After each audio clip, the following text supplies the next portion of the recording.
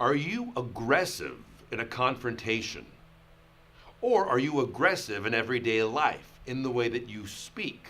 Do you speak very loudly? Do you often get misunderstood as speaking with anger when you're just trying to express your feelings? If so, this might be affecting your personal and professional relationships. In this video, I want to show you how to go from being an aggressive speaker to being one that speaks assertively and with confidence. Let's get started.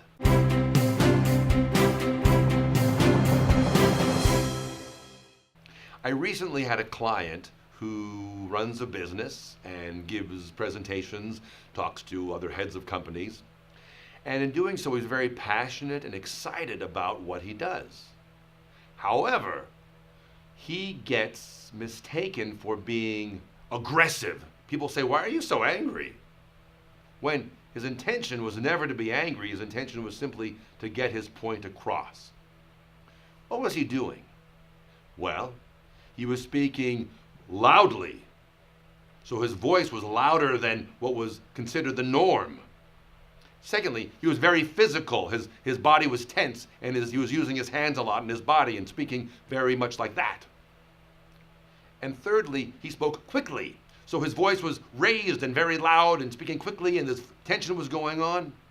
All those things added up to being an aggressive speaker. He was not in a confrontation. If he were in a confrontation, that would be even more dramatic. If you're an aggressive speaker, that means that you have a lot of volume, you might speak quickly, you might be very animated in your gestures. In order to scale that back and not go to the other side of the pendulum, which is passive, being very quiet, mumbling, looking away, let's find that happy medium. Well, first of all, the first thing I want you to do is when you find yourself speaking in that way, start to relax your body. This always begins with the breath, but in this case, I really want you just to relax your body.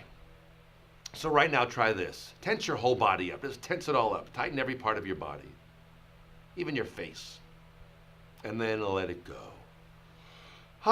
And notice the difference of what it feels like to be relaxed in your body. It's letting all that tension go. So in those moments where you feel yourself, as the person looks at you and maybe looks scared or taking a step back, notice how you're feeling in your body and start to relax it. Number two is get centered. Just really get centered. Where is your center? Is your center up in your shoulders where you're holding tension up there? Or is it in your chest where you're sticking it out? Could it be maybe in your belly and your heart so that you relax your body and you get yourself feeling that you're back into your body? Third, start to lower the volume of your voice. Now listen, I'm a very loud speaker. I can speak in a way that can be sort of overwhelming to people. So I have to be conscious of that. If I see the person I'm talking to take a step back or open their eyes widely, that's a great cue to myself that I'm being too loud. I'm being overly aggressive. Being able to speak loudly is a gift. For most people, the problem is not being able to speak loudly. So if you do speak loudly, naturally, just start to lower the volume of your voice. Speak in a way that really meets the listener right here.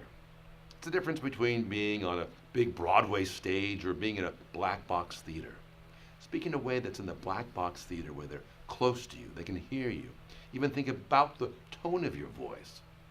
Think about speaking in a way that perhaps if you were reading a bedtime story to a child, you would speak quietly and slowly and softly.